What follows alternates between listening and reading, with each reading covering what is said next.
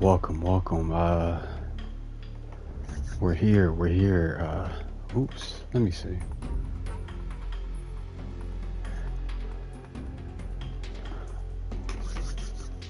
Okay, yeah, we're here. I thought I accidentally started streaming live to Twitch, but we're here on YouTube. So yeah, okay, cool. But uh, yeah, like I was saying, welcome, welcome. Metal Gear Solid 3, Metal Gear Solid 3.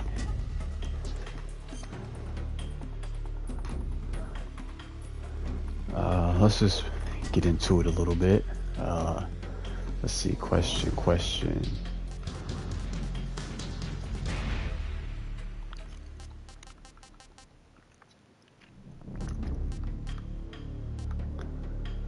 For so far I played 1, 2, I'm playing 3 right now. 4 is my first game. Haven't played Peace Walker, but I might get it. And number 5, Metal Gear Solid 5 is my second game that I ever played. So basically I like all of them.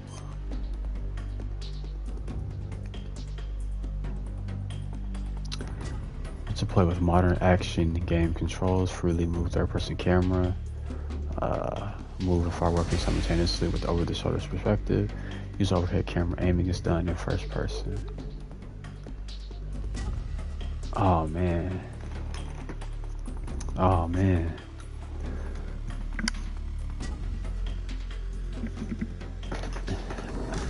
Man, I want the freedom. I want the freedom to from the new play styles, but I want to try. I kind of want to try the challenges as the old game.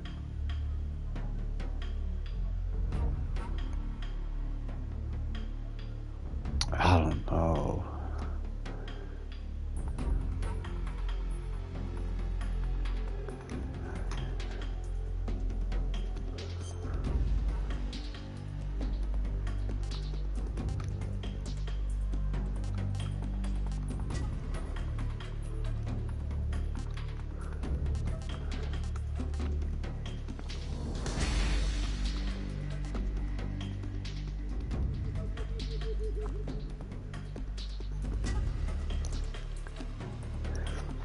Let's see, normal, the standard difficulty, highest achievable title is Doberman. The following sensor items are motion detector, active sonar, anti-personnel sensor. Enemy soldiers have increased attack power. We'll go with normal. I used to go with normal. Difficulty, view all tips.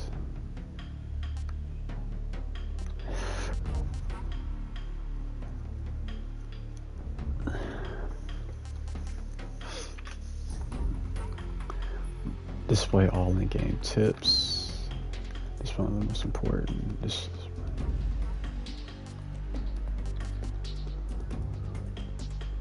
We'll go with all tips.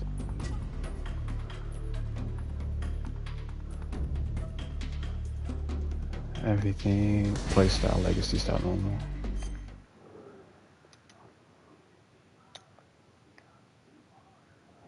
After the end of World War II, the world was split into two, East and West.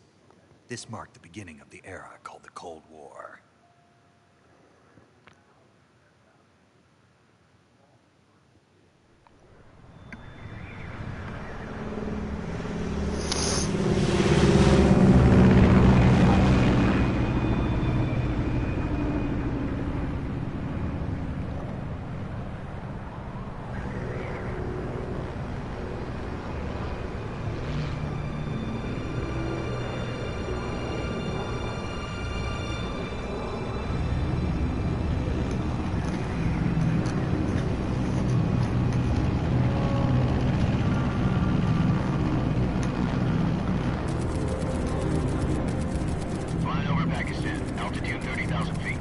Approaching Soviet airspace. 20 minutes to drop off. Commencing internal depressurization. Equipment check. Arm main parachute. All right. You ready to go? Drop zone still showing a high pressure mass. Cav okay. Good. We've got high visibility.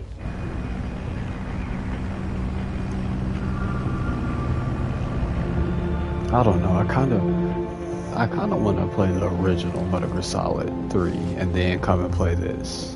Put out that cigar. Is that the Connecting fire oxygen hose dude? to interior connector. Put on your mask. Never mind, it's not. Big boss. Does this panty waste know what he's doing? Approaching release point. 10 minutes to drop off. Hey, are you deaf? He said put out the cigar and put on your mask.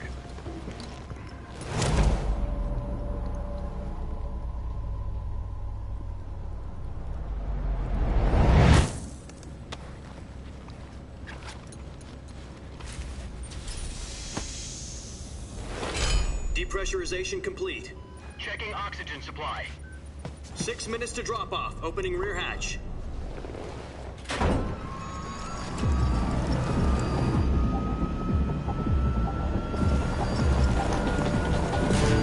Sunrise.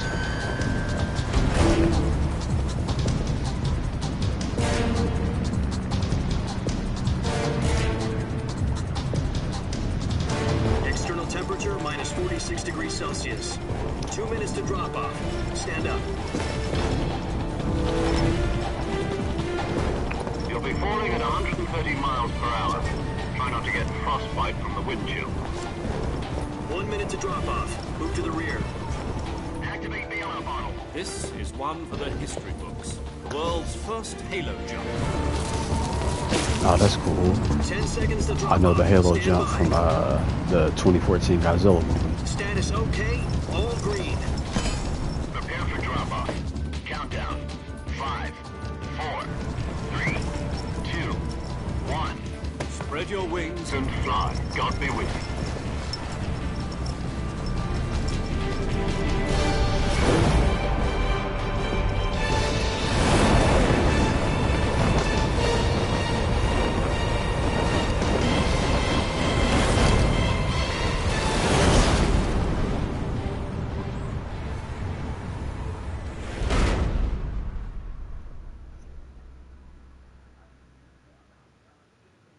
Jack, I've got some important news. The head of the CIA has finally given us the green light for the Virtuous mission. Virtual mission? No, the Virtuous mission. The future of our Fox unit depends on it. If it succeeds, we'll be officially organized into a unit. Virtuous mission? Sounds like some kind of initiation ritual. You know, don't get cocky. This isn't a training op. Right. So what That's- exactly that's is this Zero. wonderful mission? Well, about 2 years ago, a certain Soviet scientist requested asylum in the West through one of our moles. His name is Nikolai Stepanovich Sokolov. He's head of the OKB 754 Design Bureau, one of the Soviets' top-secret weapon research facilities, and the East's foremost expert on weapons development. Sokolov. Isn't he that famous rocket scientist? The very same. On April the 12th, 1961, the Soviets achieved the first manned spaceflight in history. The Earth was blue, but there was no God. Well spoken. The rocket that carried Yuri Gagarin into orbit was the A-1, known as the Vostok rocket. Sokolov is said to be the man most responsible for the multi-engine cluster used in that rocket. After Gagarin's flight, Sokolov left rocket development to become the head of the newly established Design Bureau. From a lowly technician to head of a design bureau, that's quite a success story. So why do you want to defect? It seems he'd become afraid of his own creations. Afraid? Call it a crisis of conscience. And for that, he left his country and his family behind and went over the fence? Not exactly. One of his conditions was that his family was also to be taken safely to the west. We used a mole to get the family out first, and succeeded in sneaking Sokolov over the Berlin Wall shortly afterwards. I was the one who conducted the operation. The security on the eastern side was still full of holes back then. Then what? We got Sokolov over in one piece, but the whole ordeal had left him exhausted, and we checked him into a hospital in West Berlin. It took him 2 weeks and more than 600 miles to get from the research facility in the Soviet Union to Berlin. he was in no condition to say anything coherent. And it was only a week later that we had something much bigger on our hands. The Cuban Missile Crisis. October the 16th, 1962, President Kennedy received word that the Soviets were in the process of deploying intermediate-range ballistic missiles in Cuba. The President demanded that the Soviets dismantle and remove the missiles.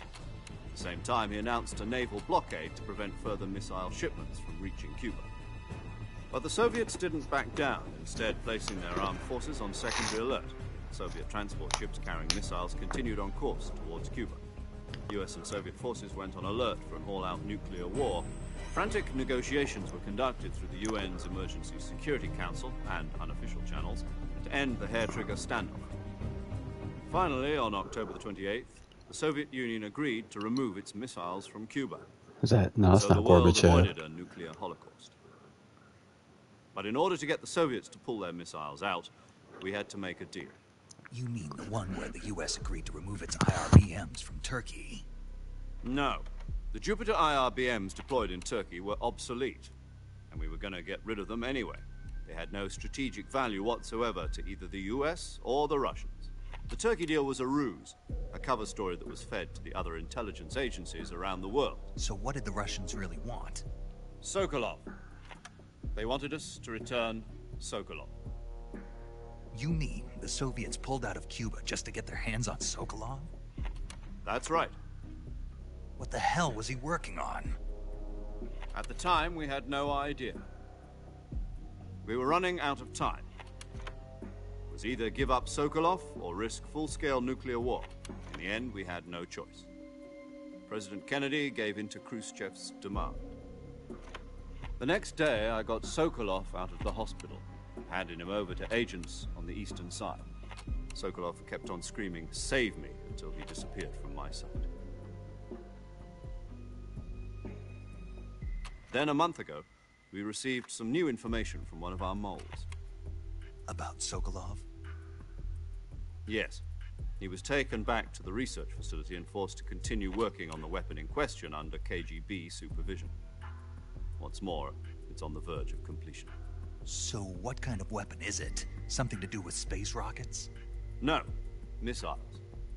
Same technology. I guess you're right. We don't know the details, but it appears to be a new kind of nuclear device. For half a year now, the Soviets have been conducting frequent nuclear tests at Semipalatinsk. Something to do with the weapon, I assume. We're talking about a secret weapon so big that Khrushchev was ready to pull out of Cuba to get it back. Is Sokolov still in the facility? No. According to our intelligence, he's in Selinoyarsk, a place in the mountains about 3 miles to the west that's known as the Virgin Cliffs. The Virgin Cliffs. Nice name for a virtuous mission. They moved him there just recently. Why? Apparently, they're conducting a field test of the weapon, but it's our best chance to get him back. This mission would never have been possible if he was still in the research facility. This is our last chance. Sokolov must have known that too when he contacted us.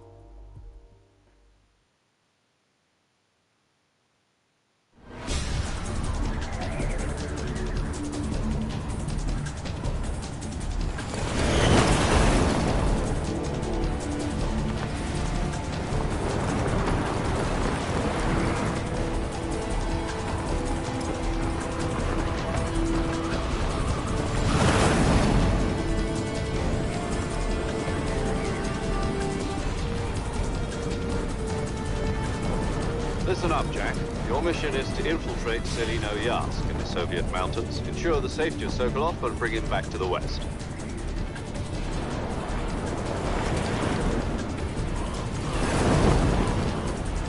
If we don't get Sokolov back before that weapon is complete, we'll be facing a major crisis. The clock is ticking.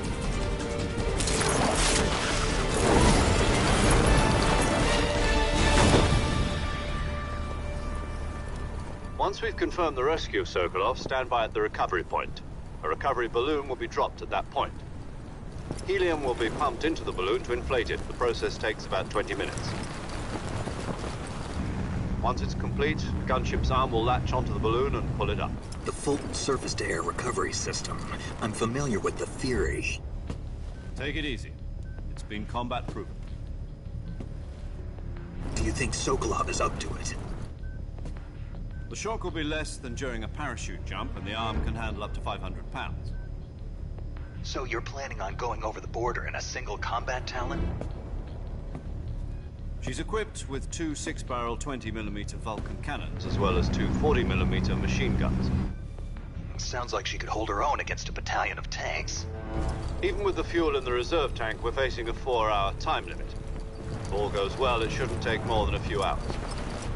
Home in time for dinner. But if anything goes wrong, you'll be eating dinner, breakfast, and all the rest of your meals in the jungle.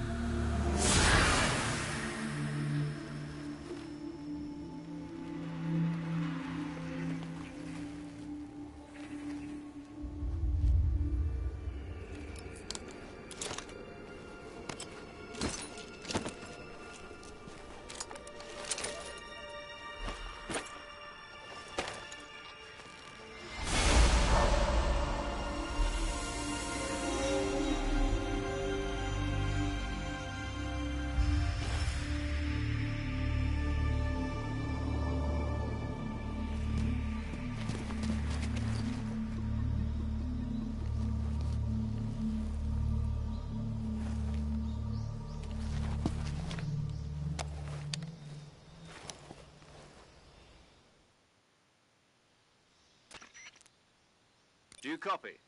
You're already in enemy territory, and somebody might be listening in. From here on out, we'll be using code names to refer to each other. Your code name for this mission will be Naked Snake. I'll be referring to you as Snake from now on. You're not to mention your real name. Snake? Oh, you don't like snakes? What do you mean? Well, you've eaten one before, haven't you? In survival training. I'm glad to hear that. I don't know if I'd ever order one in a restaurant, but... Be careful, you might not have a choice. What about you, Major? What should I call you? Let's see. I'll be Tom. Call me Major Tom. This will be a sneaking mission. You must not be seen by the enemy. You must leave no trace of your presence. Is that clear? This kind of infiltration is the Fox unit's speciality.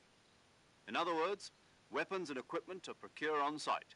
That goes for food as well. You're completely naked, just as your name implies. Great. Now I see why you asked me if I like snakes. I suppose calling me Snake was your idea of a joke, too. No. There's a good reason for that. I'll tell you later when the time is right. Gotcha. Getting back to the subject, how exactly am I supposed to feed myself? You've been issued a knife and a tranquilizer gun. Use them to hunt for food. You'll also find some medical supplies in your backpack. Yeah, about the backpack.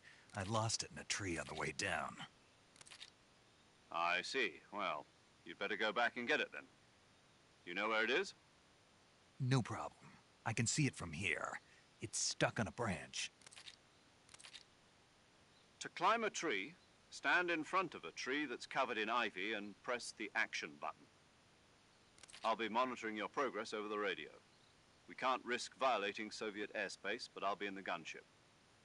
My frequency is 140.85. I'll give you a call if I need to talk to you. If you need to talk to me, use the send function. Okay, Snake, go get your backpack.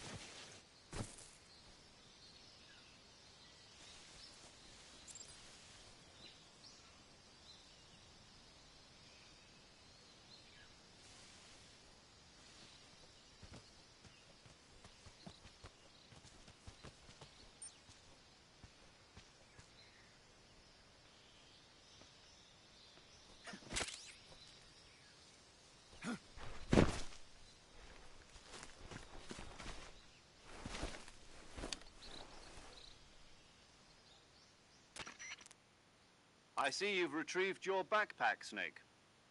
To equip a weapon, it's necessary to take it out of your backpack. In the survival viewer, choose Weapon from the backpack. Your available weapons will be displayed in a list on the screen.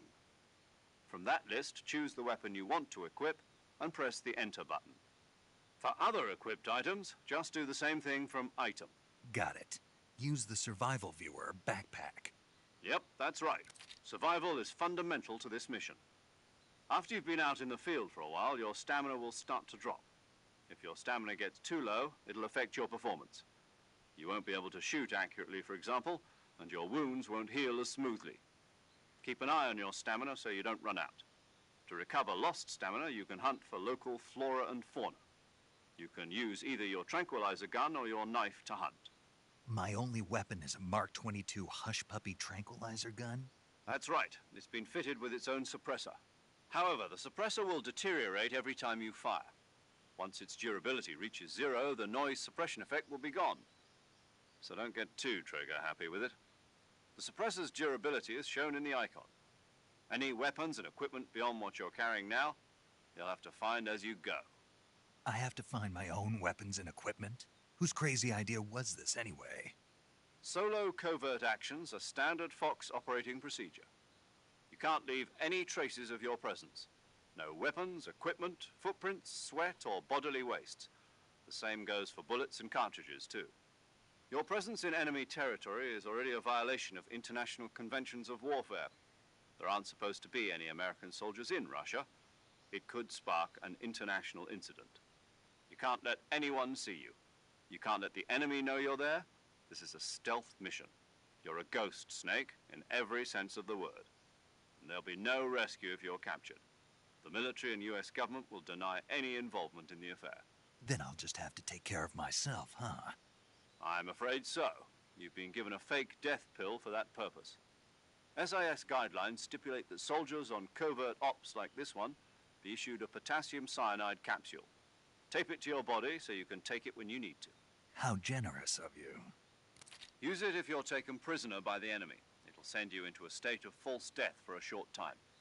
Fooling them into thinking that I'm really dead. So, how do I come back to life? Just take the revival pill. You mean that thing they put in my tooth before the mission? That's the one. But be careful. If you remain in a state of false death for too long, nothing will be able to bring you back. Remember that. I'll keep it in mind. You said this was a solo mission, right? Right. I guess that means I can't count on any reinforcements. Correct. The mission rests entirely in your hands. A real one-man army. Relax. There's a support team ready to back you up over the radio. Who? I'll introduce them to you. This time, survival is of utmost importance. The first member of the support team will be in charge of monitoring your physical condition, acting as a medic, so to speak, as well as recording your mission data. She's a member of Fox as well, and she's here on the gunship with me. She? Hello, Snake. I'm paramedic. Nice to meet you. Paramedic. As in a medic who comes in by parachute. Aren't you going to tell me your real name? Are you going to tell me yours, Mr. Snake? My name, huh? It's John Doe. And they call you Jack for short. You're a regular Captain Nemo. A name means nothing on the battlefield. After a week, no one has a name. What's your name? Jane Doe. Very funny. I wasn't joking, but I'll tell you my name only if you manage to make it back alive. My frequency is 145.73. She's also in charge of recording your mission data. Whenever you want to save, send a message over the reserved save frequency, 140.96. So saving lets me record my mission data. That's right. It also records the state of your health. Good to know. There's one more person I want to introduce you to, Snake. Huh? Speaking of snakes, you remember the boss, don't you? A legendary soldier and your mentor. Actually, it was the boss that got the DCI's authorization in the first place. She's going to be serving as Fox's mission advisor. The boss is? She also helped me plan this mission. She and I were at SAS together. Jack, is that you?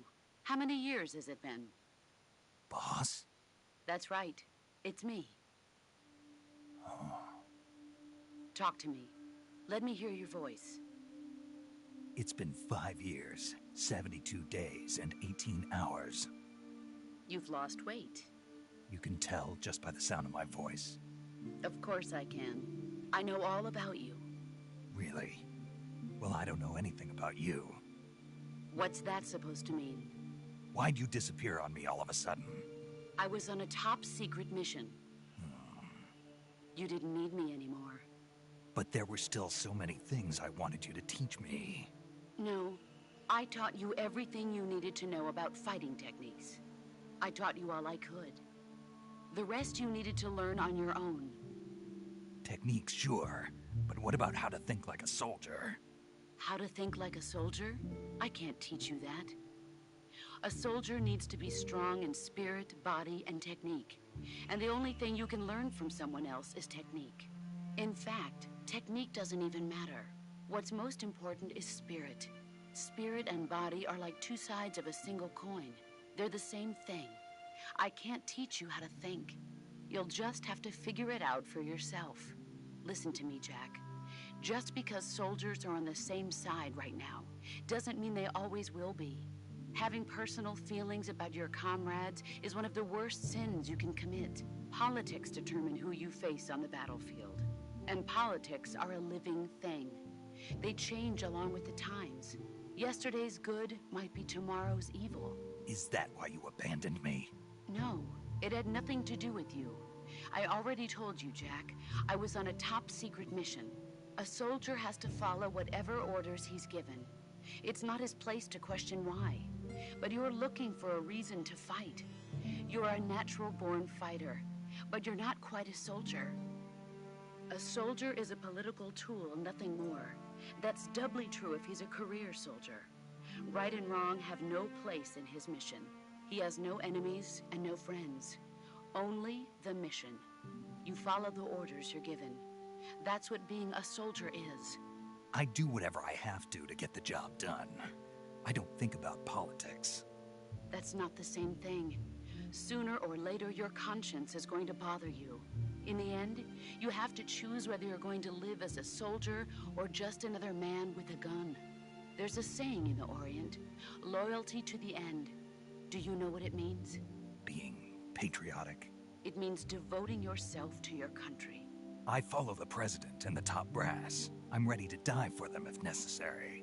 The president and the top brass won't be there forever. Once their terms are up, others will take their place. I follow the will of the leader, no matter who's in charge. People aren't the ones who dictate the missions. Then who does? The times.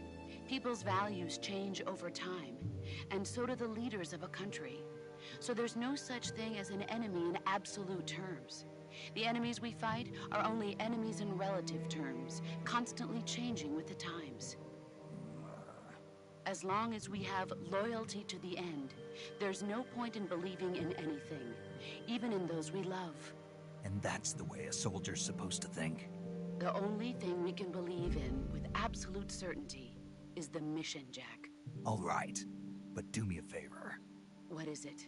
Call me Snake. Snake? Oh, right. Your code name is Snake. It suits you well. That's right. The legendary unit that the boss put together during World War II was a snake. The Cobra unit, a group of heroes that brought the war to an end and saved the world. As long as you've got a legendary hero backing you up, you'll be fine. Isn't that right, Snake? Yeah. I can't think of anyone else I'd rather have with me. Oh, and one more thing, boss. Yes? It's good to hear your voice again. Same here. After all, who knows if either of us will make it out alive? Snake, you were always best at urban warfare and infiltrating buildings. But this is the jungle. Survival is going to be key. Those CQC techniques I taught you are sure to come in handy. CQC? Close quarters combat, huh? I've been in the Green Berets for the past few years. I'm probably pretty rusty. Not to worry. I'll be here to help you remember. After all, this is your first actual survival mission. I'll be supporting you over the radio. Where are you, boss? Next to the Major? The boss is communicating with us by radio from aboard a Permit-class submarine in the Arctic Ocean. My frequency is 141.80. Call me if you need my advice on battle techniques. Gotcha. Your mission is to retrieve Dr. Sokolov. Dr. Sokolov is being held in an abandoned factory located to the north of your current position. Avoid heavy combat and don't let anyone see you. Don't forget that this is a stealth mission. Snake, try to remember some of the basics of CQC.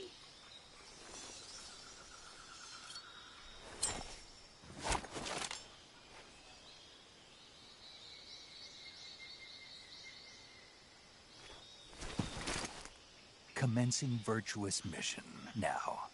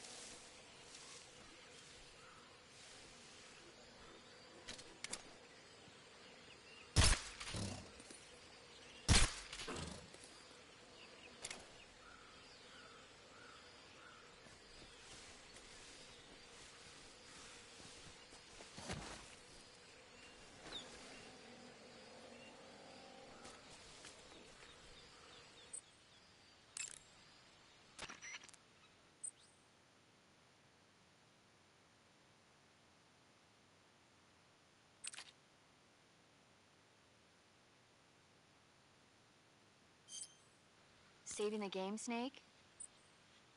Okay, good luck, Snake. Thanks.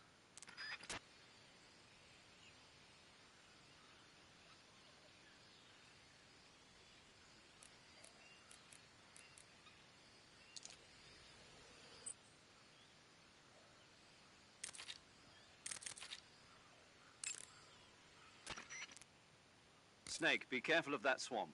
What's dangerous about it? It's a bottomless swamp. A bottomless swamp? Yes. The mud in that swamp is highly viscous.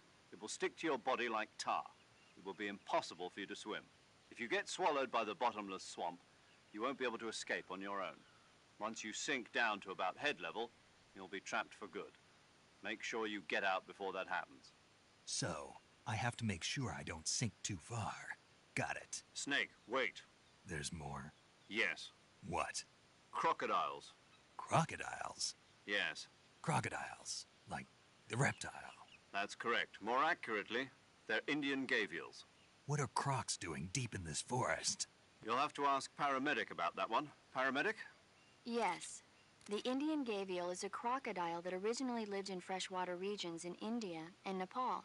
Why are Indian crocodiles way out here? They're captive crocodiles that were brought here for research purposes but escaped and became wild again.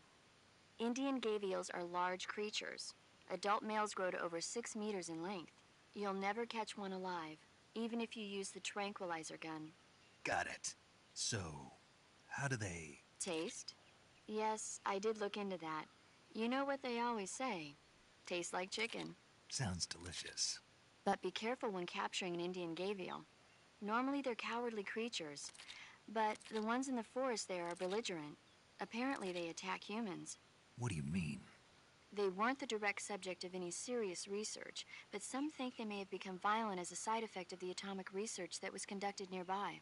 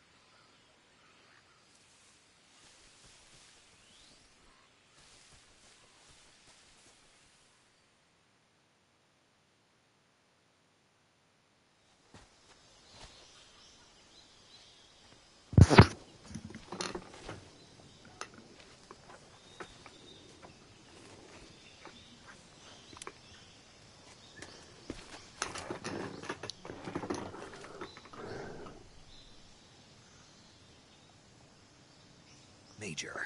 I've spotted 2 enemy soldiers. They're probably KGB troops sent to guard Sokolov. AK-47s and grenades.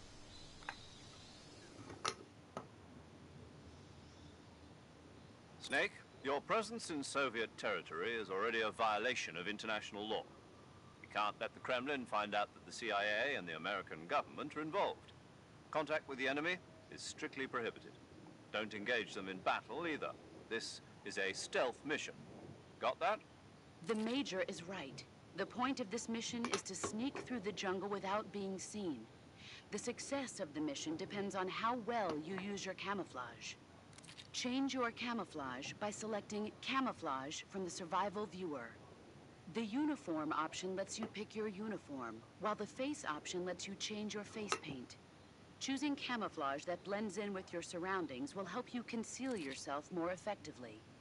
Also, don't forget that anything, but if you crawl instead, you should be able to sneak by without being noticed.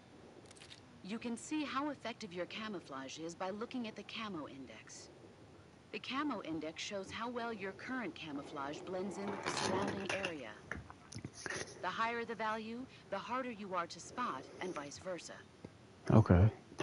The key is to make yourself one with nature. Keep that in mind as you go along, okay?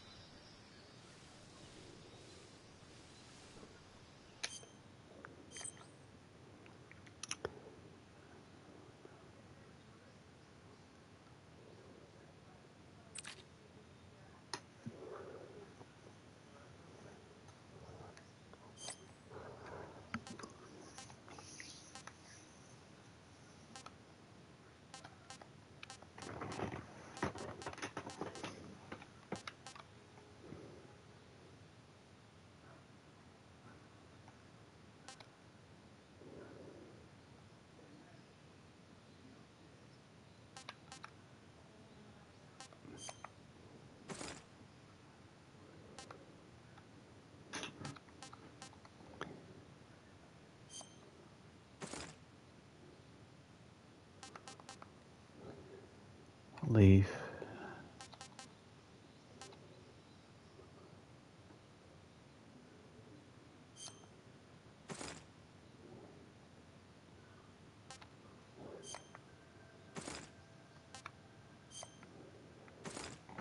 This is for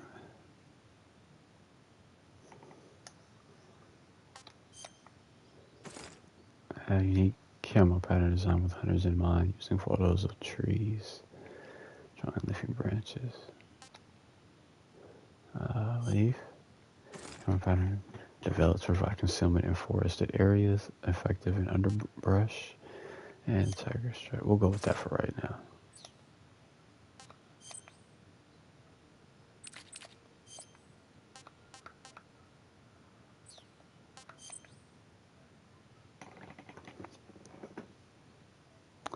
Depending on the type of food, it may spoil after a certain amount of time. Animals which you have captured alive do not spoil.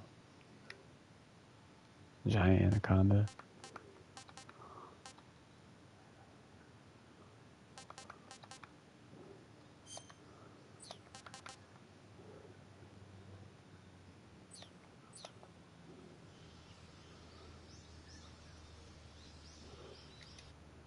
Okay. I think I'll keep today's gameplay pretty simple. Man, I gotta get used to that camera.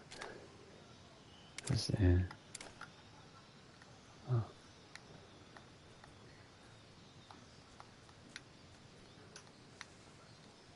It moves kind of weird. Oh, I can shoot him right there.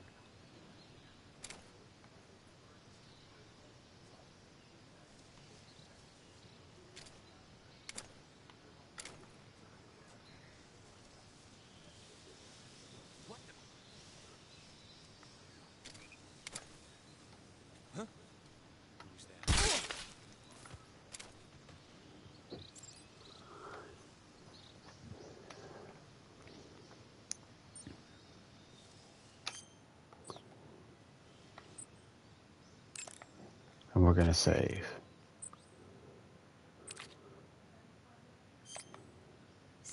name, Snake?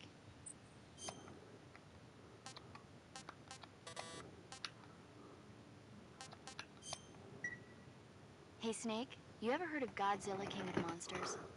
No, what is it? It's a movie. You haven't seen it? Nope.